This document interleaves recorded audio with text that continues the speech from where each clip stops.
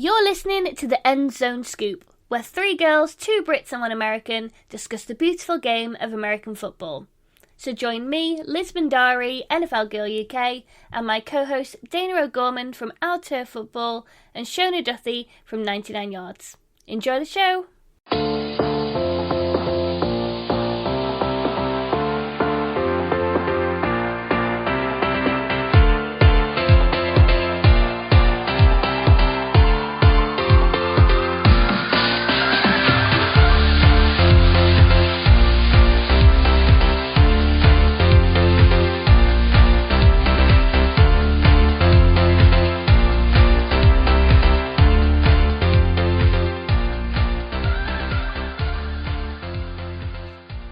Hey everyone, and welcome back to End Zone Scoop. I'm Shona Duthie, and I'm joined by my co-host Dayna O'Gorman from Our Turf Football. How are you getting on?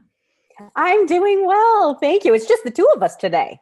I know Liz is still feeling a bit poorly again, so we send her well wishes. Hope she feels better soon.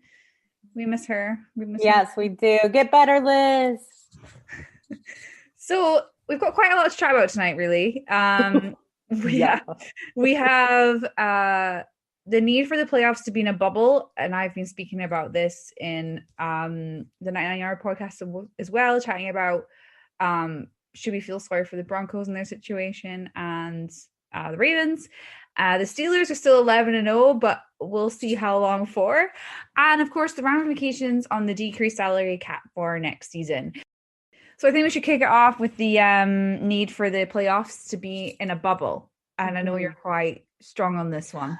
I am. I was a little shocked. So even just as of like 3 or 4 days ago, the most of the media and I think even a lot of NFL, actual people who work for the NFL were thinking after the disaster that came from the Broncos and the Ravens and the Steelers and all of that, that the lean was that they were going to have to bubble these playoffs somehow. Now, whether that meant, there were some people who saying, oh, you stick one division in LA and the other one in Dallas. And I was like, yeah, two of the biggest COVID hotspots, but whatever, let's move on from that. But, so they're going to have to spread these teams up, put them in hotels, keep them bubbled. Then there's another thought process that they were going to have to, have the teams bubble within their own cities and this, that, and the other, which I think still is kind of on the table. But then yesterday, Roger Goodell has a press conference and he's like, yeah, that's not really what we want to do. I don't see that happening.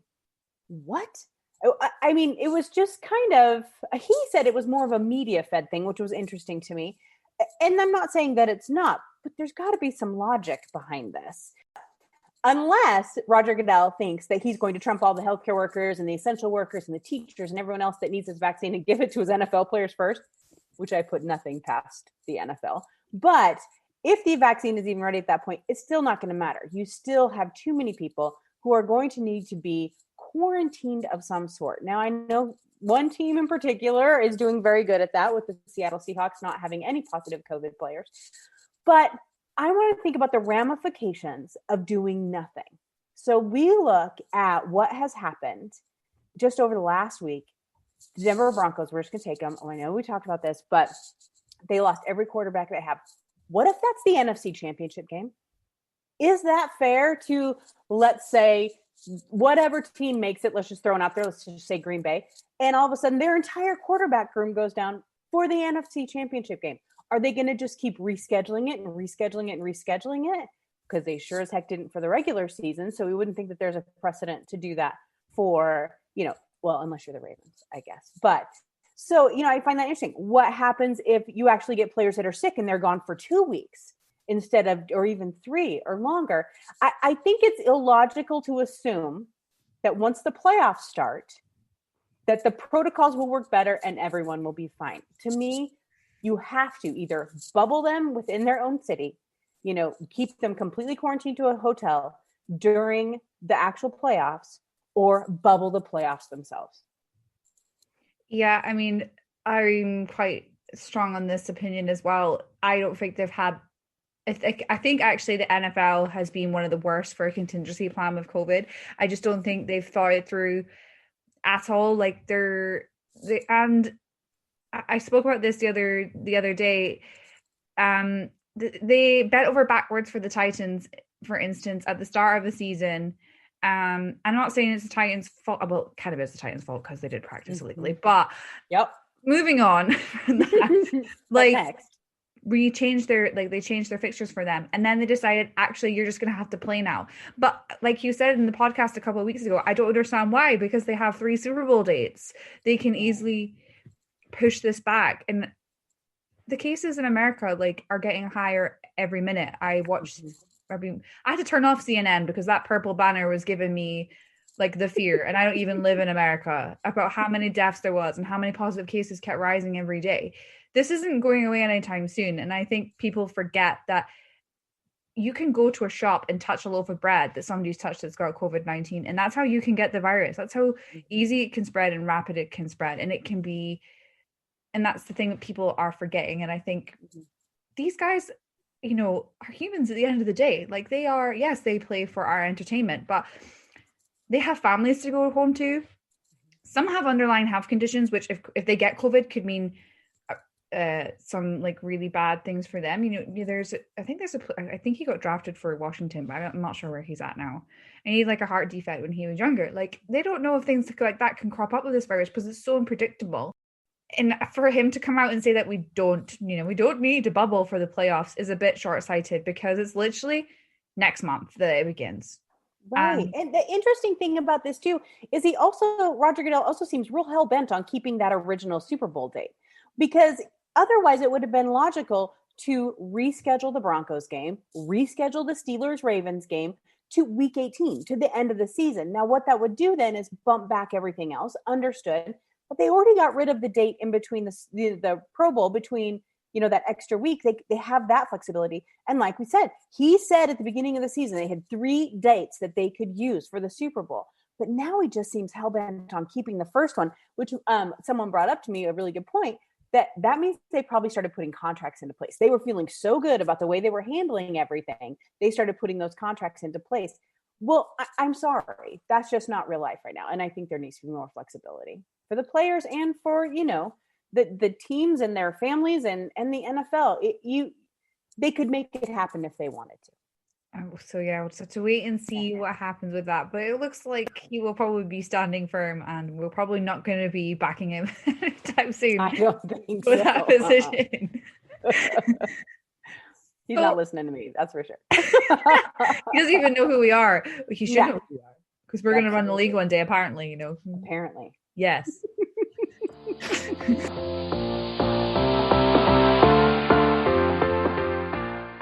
So obviously, kind of still touching on COVID, the postponed game between the Ravens and the Steelers were played last night, and the Steelers are now 11-0, which is very surprising. And I think Mike Tomlin was also very surprised at the win, with his choice words that he gave for his players at the end of the match, calling it really junior varsity, to be quite honest with you. And I don't think Mike Tomlin is a guy I really want to mess with, to be honest with you. Like, he looks really friendly, but I think if you get on the wrong side of him, he'd be pissed. And he basically said that they couldn't run the ball effectively. They dropped too many significant passes, very catchable, makeable passes. And this was against the Ravens, like, C team, like you mentioned just before the podcast started. They didn't even have Lamar. They didn't even have RG3. And they only won 19-14. So my question is, are they going to continue going unbeaten? No. Now, I want to be respectful, because getting to 11-0 is very difficult. And to do that, you have to be able to finish games. And the Steelers have managed to do that. I think if you look back over their schedule, they had the second easiest schedule of any team in the NFL this year. Now, is that any fault of their own? Nope. Kudos to them. They're managing to beat the teams that they should. But managing to beat them is all that they're really doing. I think there's 6 or even 7 of their wins have been by less, like a touchdown or less. And these are teams that aren't like super heavy hitters. They beat the Giants, the Broncos, the Texans. We expected a lot of the Texans, but the Eagles, they're playing the NFC East, right? Okay, that's a good thing. Now, they did manage to absolutely thump the Cleveland Browns 38-7. And so that was a very impressive win. But that's the type of wins we expect to see more often when you have a team that's undefeated. You expect those big, huge blowouts. I think that where we're starting to see some cracks, for lack of a better term, is you're absolutely right. They can't run the ball effectively in any way, shape, or form. They had to throw, I think it was 50 times or 51 times in order to beat the C team of the Ravens. They had to just keep throwing and throwing. And Ben Roethlisberger's not a spring chicken. He's already had some knocks this year. And so where this team goes, where Ben Roethlisberger goes. So they're going to have to start, getting that run game going. But then they lost Bud Dupree. So that's two major defensive players they've lost this year. And so I really feel like what we are seeing is, and this is for a lot of teams, luck plays a huge part in a lot of NFL games. And so I'm not saying it is bad in any way, shape, or form, but I don't see them as a Super Bowl winning team. They would have to go through the Kansas City Chiefs. I do not see the Steelers team beating the Chiefs, especially without Bud Dupree on the field. I don't even necessarily see them beating the Titans at this point. They have a hard time stopping the run. And so that is something, that's Derrick Henry. You have to try and stop Derrick Henry. So I think that there's a lot of things going against the Steelers coming up. They have to play the Bills. Let's see, what is the rest of their schedule? So they play the Bills. Let me see. Who else do they have left? Washington. But then they play the Bills. They play the Bengals. They play the Colts. And the Colts have been playing very, very well. Philip Rivers. And then they play the Browns again in the last week. And so I think that those are going to be difficult games. I could see them probably dropping 1 to 2 of those. So undefeated seasons are very, very difficult. But this one is going to be even harder for them. I guess another stat that they will not be proud of last night, considering that they are 11-0, but it was an error-riddled performance, really, is that the offense dropped 5 passes, matching the most in the past 15 seasons, in 2019 against the Los Angeles Rams and in 2007 versus the Cleveland Browns. So it's quite understandable why Mike Tomlin was not exactly proud or excited to be 11-0 after that performance last night. And that's something that he's probably going to really want to address in training and ahead of their games, especially against a team like the Bills. Oh, yeah, that one's going to be a tough one. And I love Mike Tomlin. He is without question one of my favorite coaches in the NFL. And so he's not going to let that undefeated season go to their head in any way, shape, or form. He's going to keep them grounded and make them realize that they have a lot of places that they could be beat pretty soundly.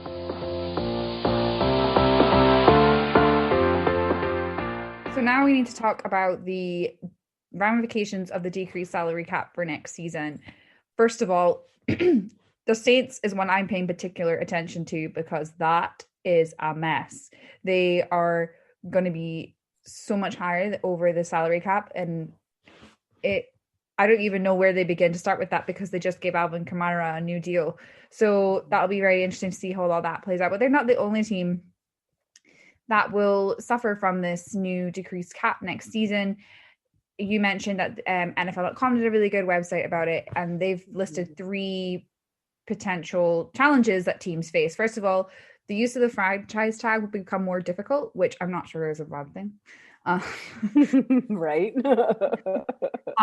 Obviously Dak Prescott was franchise tagged by Dallas, and clearly he's not going to be there next season after his big injury he suffered at the start of the season.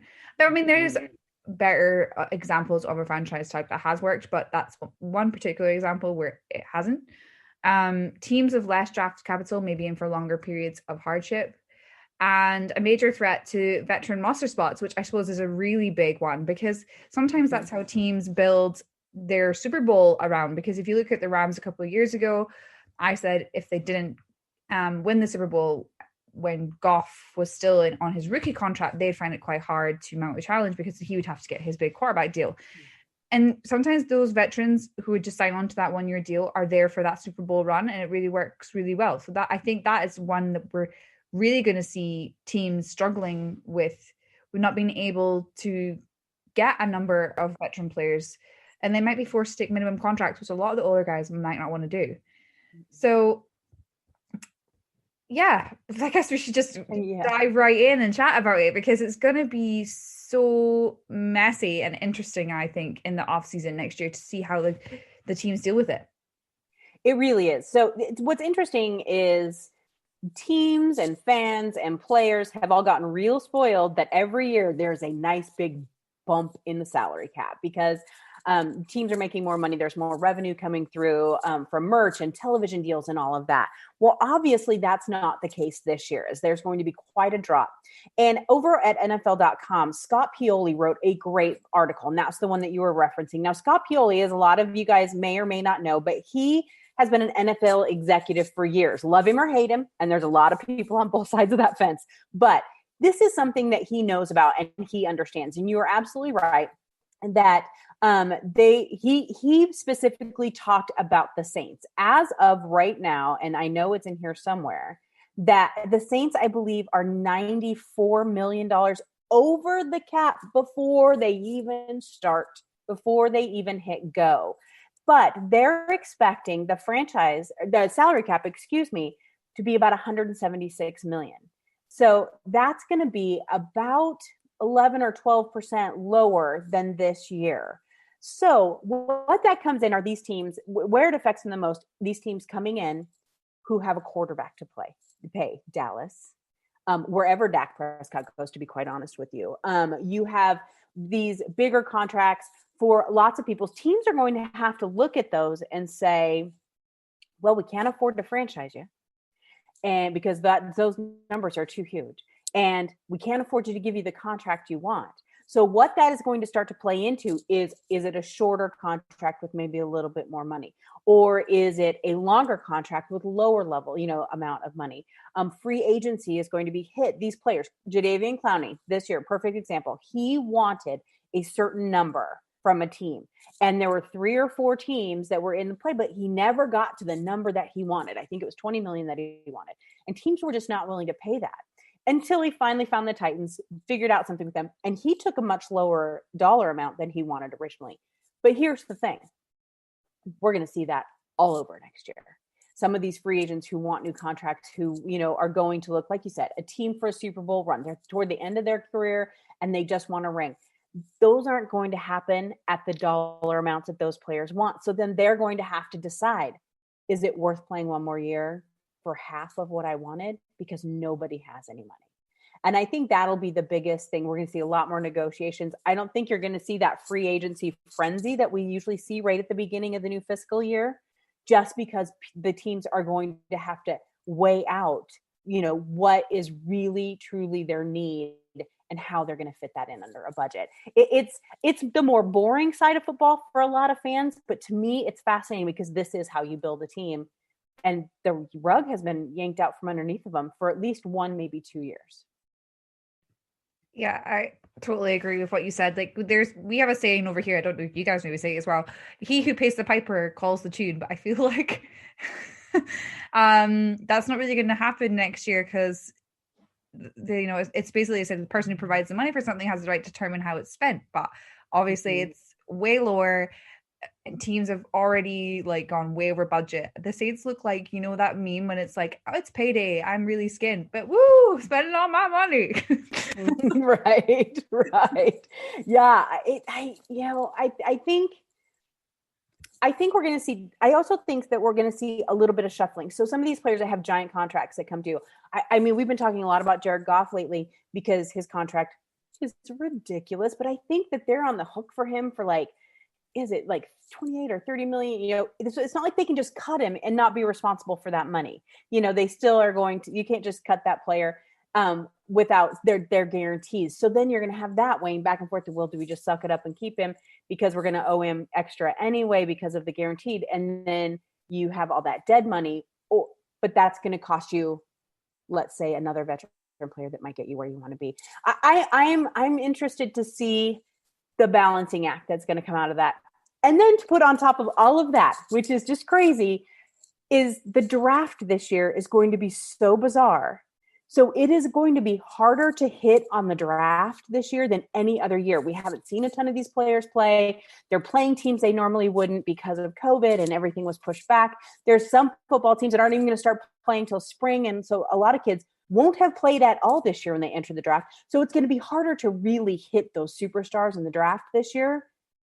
Well, they're your cheapest players. So it's even hard. It's going to be an interesting offseason, but I'm really excited for it.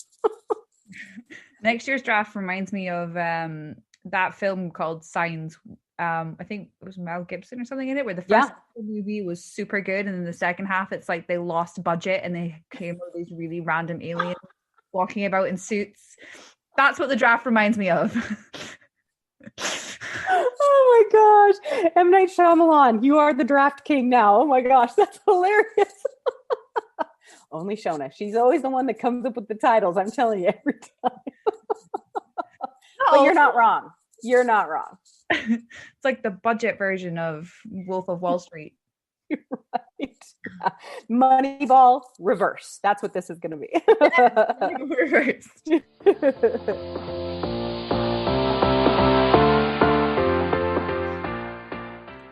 So now we're on to fan questions, which we've had a lot this week, which is really great. Yeah. So who would you say is the best team in the NFC right now? And who will get the number one seed? It seems every team that has looked very good this far also at some point has looked very ordinary too, which we actually discussed a couple of weeks ago on the podcast. We talked about how Seahawks have had a wee blip, and then it was the Green Bay Packers.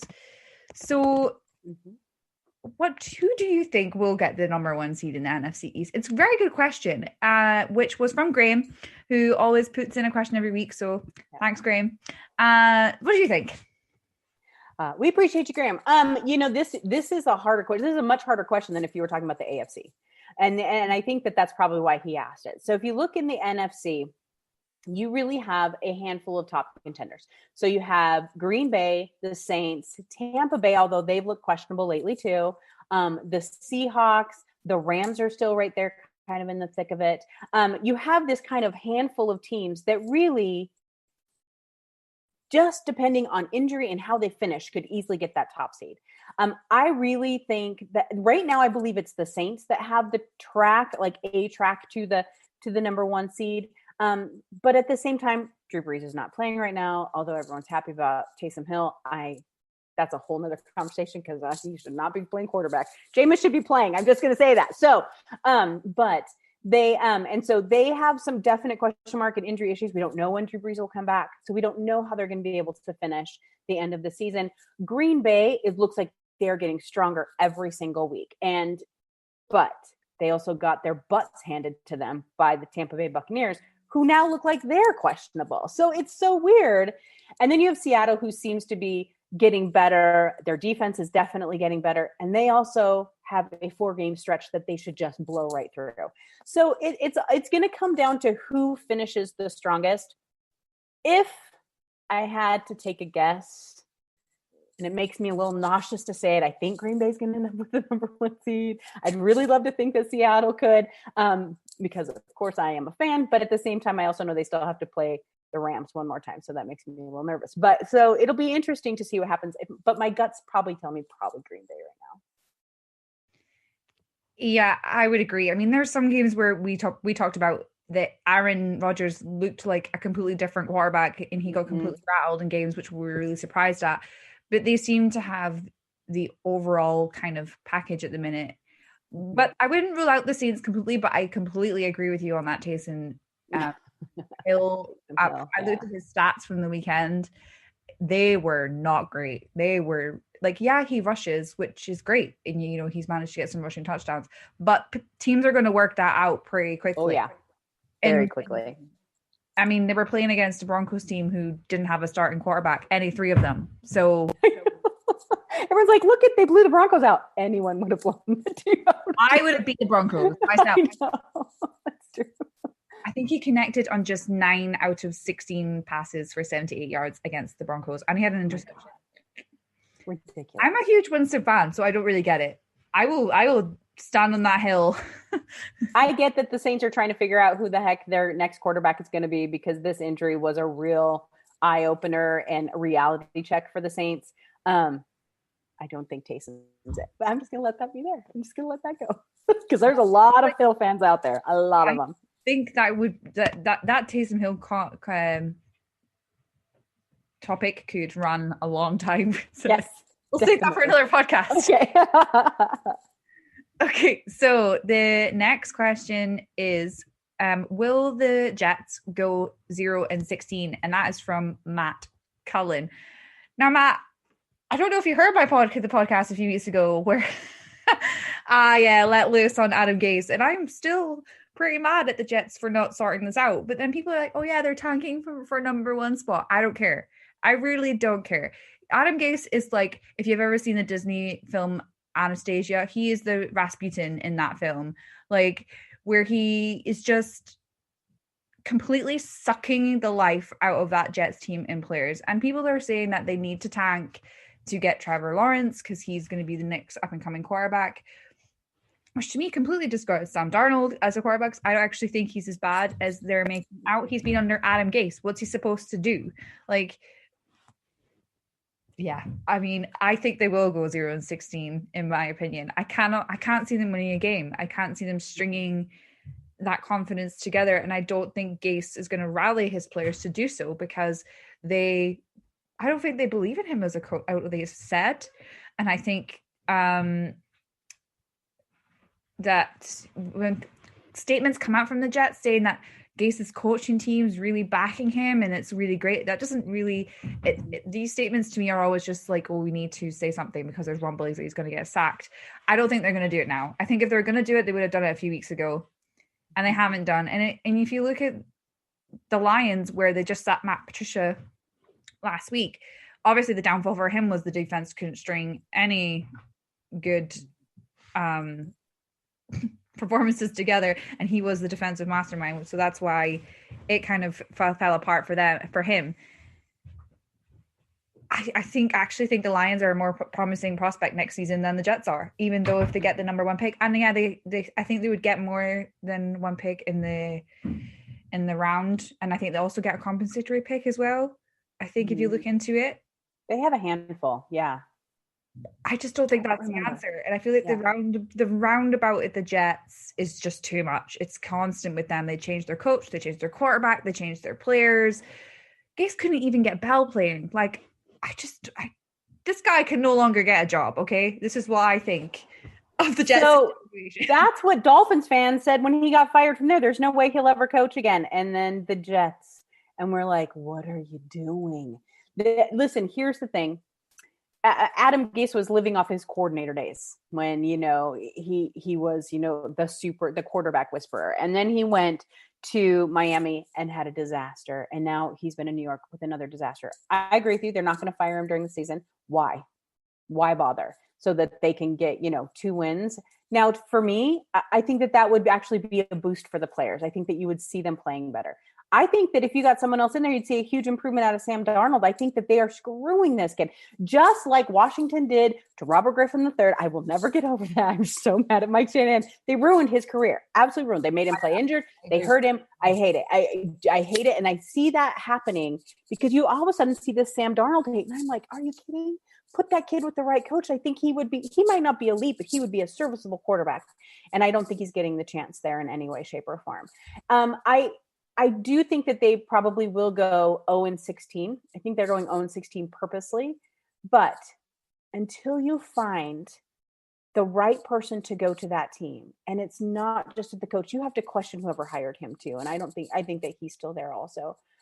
I think that the Jets are looking down a very dark tunnel until they start to get this figured out. And this is not going to be fixed in a year. They keep going out and trying to get, like Bell, they keep trying to get these players, and then the players won't play for them anyway. And so I just think it's going to be an uphill battle, and it kind of breaks my heart. Here's the thing. Going 0-16 is a very small, group of people. We have what is it? It's the Browns and the Lions, and there's no other. So then that's it. So I think that while there's a badge of honor to, we sucked and we fixed it, I don't know that the we fixed it part is coming next for the Jets. And I don't think that, like you said, is a very desirable location for a head coach to go. So it's going to be interesting to see what they do there. Well, yeah, you made a fantastic point about questioning the person that hired him. I think people are saying, Gase will go, but I don't think the general manager should go because he's had a good performance in the draft. And I'm like, well, this is the problem then. It's never going to get fixed with the Jets if you're going to keep the general manager and sack the head coach. And I'm not even sure if they will sack Gase. That's what really worries me. Oh God, I can't imagine at this point being, what are they, 0-11? What is the justification for keeping him? Or, unless they try and blame it on Darnold, which anyone who knows football knows that's not the case. I just like this. People seem to forget that this kid drafted second, and if it wasn't for Baker Mayfield resurgence, he was going number one. And it was until like the last day that the Browns decided to go with Baker Mayfield rather than Darnold. And I think people forget that. And I think if he was given the opportunity like Baker has at the Browns, if he would be in a very different position. But I think if I worry for him because he's played under Gase now for 2 seasons. That's a lot of confidence lost for the kid. And we need to save Sam Darnold. That needs to be a hashtag. Save Sam Darnold. I'm taking my tunnel as we speak. I'm already about Iceland, so I'm getting there. Oh, okay, good. Save Sam Darnold. Hashtag, like save Ferris from Ferris Bueller. Save Sam Darnold. Yeah, we have to. We have to. It's just so sad. I know. Yeah, and then hopefully this is the last stop for Gase. Let's hope he doesn't go somewhere else. Oh, if he gets a job somewhere else, I think I'm just done with figuring out what general managers want to do. Again, we need to run the league. Why does no one ask us? It would just be so much. If I was like Roger Goodell, and if somebody went, if like, I don't know, if the Chargers came out to me and was like, "Oh, we're going to hire Adam Gase," I'd be like, "Are you sure? Let's talk about that. Let's do it. We have a chat, like have a wee coffee and discuss this." Anyway. Yeah, 0-16 is not a desirable stat, and I feel so sorry for Jets fans in the minute. I really do. Me too. So the next question is from Andrew Neal. He says, what are your thoughts on the number of quarterbacks that have been injured or injuries in general? Do you think it is worse than other years, or are we just more focused because it is a different year? And then he asks a secondary question, I guess, leading on to that because of COVID-19. Also, should the Ravens-Steelers game have been cancelled and played in week 18 if required? Yes, it should have been canceled and played in week 18. I think that, we talked about that earlier, but without question, it wasn't fair to the players, it wasn't fair to the team, it wasn't fair to the fans, it wasn't fair to end the Broncos, who feel like redheaded stepchildren right now, and they probably should. So I think that's I think that it definitely should have been played. Now, for quarterback injuries, no, I don't think it's more this year. I feel like every year we get about the same number of injuries. I just think we're just so hyper focused on the health of teams right now. And so it might feel like more. I think that that because of the climate we're in, we're paying a little bit more attention to that. But really, I swear to God, every single year at some point, I'm like, oh my gosh, there's been more ACLs this year than any other year. And then I look it up and it's not. It's always about the same. And so I think that we're just so focused on them that's probably why it feels so much more. And the final question is from Paul Knight. He asks, if the 49ers did not have as many injuries, would they be at the top of the division? I think so. I said at the beginning of the season that it was going to be 49ers, then Seahawks, then Cardinals, then Rams, but I'm kind of eating my own words with that. Rams showed me up completely. But like we always say, the NFC West is such a competitive division. Like, nobody expected the Seahawks to run the 49ers as close as they did last year. And it wasn't until we lost that game to the Cardinals, as we usually do, and then losing to the Niners in that game to see who took the division spot. Yeah. I think they would be there or thereabouts. I feel like they have been really hammered this year with the fact that they've had so much injuries to start the season. And it's quite a shame in a way, but I still think they're doing all right. I think people have wrote them off too quickly. I still think they could rally a few wins together. Like, they're still out there beating teams that we wouldn't expect them to beat. Oh, I completely agree. I don't agree that I think they'd be at the top of the division. I think they would not be last. I don't think they'd be last. I don't think they'd be at the top of the division. And only because I just have no faith in their quarterback. And so I think that and now he's gone, and now Mullins, and anyway, so no, I don't feel like they're solid there. And with the way that the Rams have been playing, and this, they didn't have anyone who could keep up with Russell Wilson and the way he's been playing this year. So I don't know that they would be at the top, but I don't think they would be last. I think they'd probably be in the middle somewhere. But I do feel bad for that team. It seems like about every other to every third year, the Niners get completely bit by the injury bug. And not just one or two big players, they get wiped out for weeks and weeks on end. And I don't know why that is. And it's too bad because you don't always see that repetition with other teams as much, where you get so many players out. But remember, this just happened to them a few years ago, and I think they only won 2 to 4 games. And so I think that is a recurring theme there. And who knows why that could be? Conditioning, could be the players, could just be bad luck. Again, luck is a big thing in the NFL. I think they're getting healthier, though. I completely agree with you. They are definitely getting there. They've gotten Sherman back. They've got Ayuk back. There's like so many players that are coming back. I know that they're still really missing George Kittle. And so maybe if they if they were able to make the playoffs, he would be back for that. But I don't know. But so that's just too bad. But the talent level on that team is extremely high. And so if they get everyone to come back, again, going back to that salary cap issue, we'll have to see how that goes. But then they'll be right back in the thick of it next year without any question. They have quite a tough schedule as well. I mean, well, they have Washington and the Cowboys again, NFC East. I won't go there. Yeah. But they also have the Bills, the Cardinals, and the Seahawks still to play. Mm-hmm. It's quite a tough run in. Yeah. I figured I bet they win. I could see them winning the 2 NFC East games for sure.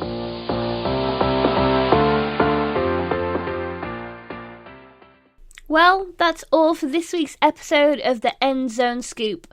Thanks for tuning in, and if you haven't already, please rate, review, subscribe, and hey, tell a friend about us too.